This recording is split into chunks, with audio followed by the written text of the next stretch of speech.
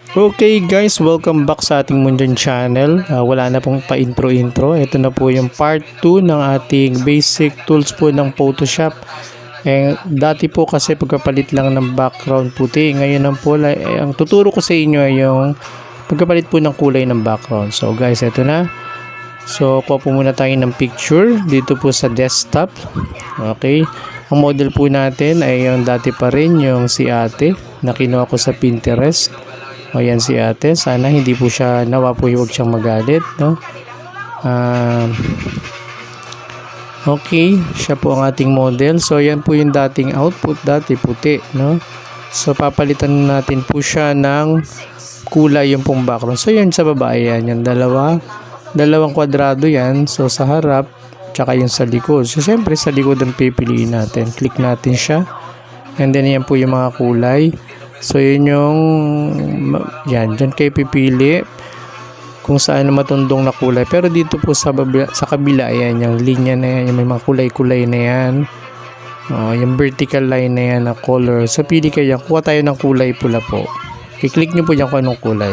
So siyempre dahil pula ang gusto kong ipakita sa inyo. So click natin yung pula, yung red, tapos balik tayo dyan. So punta tayo sa pinakang sulok para pulang-pula yung kulay, no?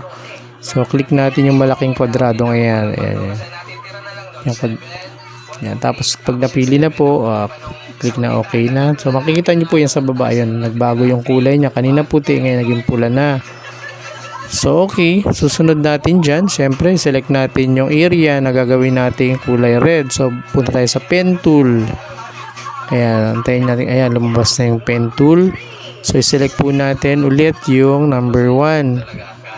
So, parang ganun din po dati sa part 1 na pen tool pa rin yung gamitin natin para sa pagpili ng kukulungin natin yung lagyan natin ng mark, yung pinakang background na babaguhin natin ng kulay. So, palakihin natin siya para makita nyo guys kung saan nyo, saan nyo ilalagay yung dot. So ayan na. So i-click nyo yan. Ilagyan nyo ng dot. Bahala na kayo kung saan nyo ilalagay yung dot. Kasi mamaya ano naman natin, ika-curve natin yan, no? So pwede nyo i-dot yan ng kung saan nyo po ilagay. So yan, kukulungin natin yung background na buburahin nyo. Ayan, pag natapos na po yung pen tool yan, yung number 1. So balik tayo sa pen tool.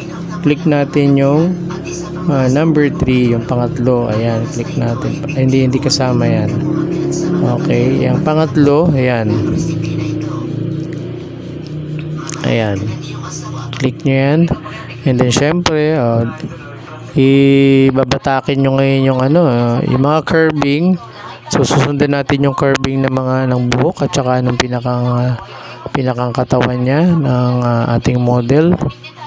So ayan, usually madadali pong i-curve yung mga buhok ng babae. Siyempre kaysa sa mga lalaki, lalo may mga tirik-tirik ang buhok. So dito guys, sa pagka-crop ng ganyan, no? Lalo sa mga babae, pwede nyo pong gupitan, lalo yung mga gulo-gulo yung buhok. Magpaalam muna kayo sa customer kung halimbawa gusto nyo gupitan ng buhok niya at baka magalit naman at nag-iba yung buhok niya, baka magulat. So, paalam sa customer kung gusto niyang patabas yung buhok niya. Okay. So, yan. So, yung line ng image, kailangan niyo pong sundan. So, okay na. Almost malapit na matapos. Yan na. And then, okay na.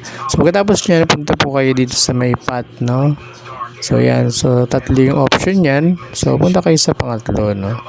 Ayan, sa path.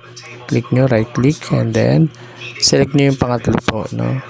Kumbaga yung selected area na ating gagawing kulay pula.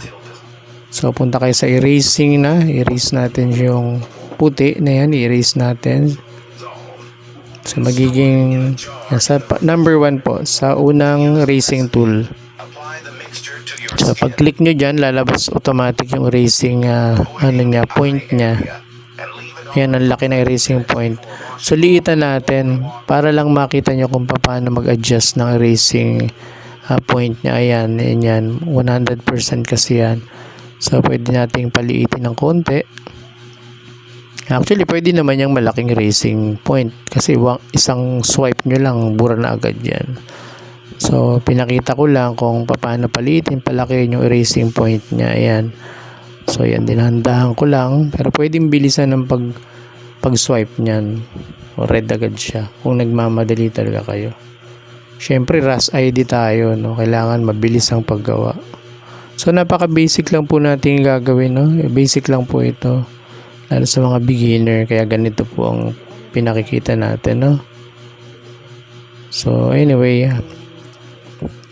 para sa mga ano po ito, actually marami naman pong application sa cellphone na pwedeng gawin to.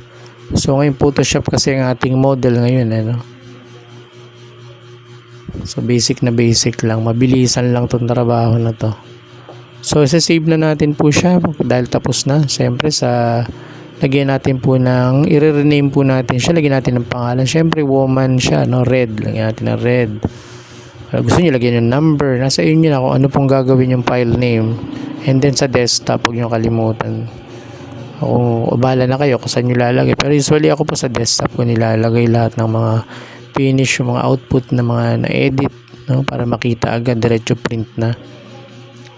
So guys, ayan na. So hindi ako magpiprint dyan sa Photoshop, di ako sanay dyan. Sa Photoscape po ako nagpiprint para dire-diretso yung mga sizing niya automatic. So punta tayo sa Photoscape para diretso ano na po tayo hanggang dulo po, hanggang ma-print, no?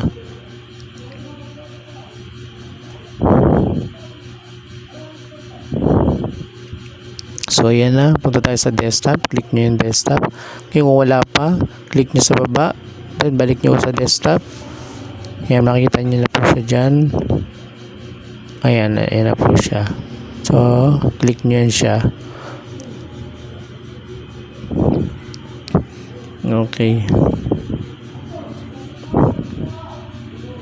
So pumili po kayo ng printer, siyempre kung saan nyo ipiprint.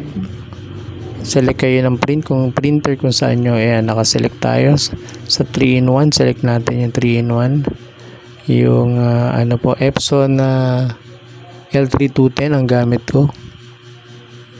Ayan. Tapos pili po kayo ng papel, select po. Usually pipiliin ko po ay siyempre mga ID yan. Usually pag mga ID po 4x6 ang ginagamit ko. Pag mga 3R, 4R, A4, siyempre doon tayo sa malalaking ano. Pero usually pag ID ako, hinahati ko po sa gitna, no, 4x6. So select 4x6, siyempre kailangan ano po, select nyo rin po yung type ng papel. O siyempre glossy. Kung ano yung pinasok nyo yung papel, yun po yung itatype, isi-set nyo. So okay na. So ngayon, tapos na ang setting ng papel, yung sizing naman po, ayan. Sizing, click nyo po yung sizing. Ayan. Usually po 50mm talaga ang ano, ang 2x2, pero ginagawa ko 47 para kasya po sa 4x6. So ayan, nasa sa inyo na po kung anong gusto nyong size. So exact talaga, nasa inyo na po. Ayan, for 47mm yan, nagsakto siya sa 4x6. So okay na, nasa inyo yung mga selection na yan. Pwede pong i-stretch, pwede nyo pong i-pull yung mukha nya. So tatlo lang siya madalas na option pero madalas po ginagamit ko dito yung pull. Pwede rin stretch, depende na po, depende sa pagkakakrop nyo. So yan, pili kayo kung ilang kopya, diba? Pero ang gagawin natin yung isang kopya lang. So yan, pinakita ko lang yung selection nya, option kung ilan copy. So ayan, kiklik po natin yan at pagka-click po niyan ay lalabas na po. I-video ko na rin po, isama ko na sa video dyan ang output po ng ating model, no? Model picture natin. So antay-antay lang tayo. Slow mo, siniset ko pa yung printer. Ayan na. Ayan na, antayin nyo na lang.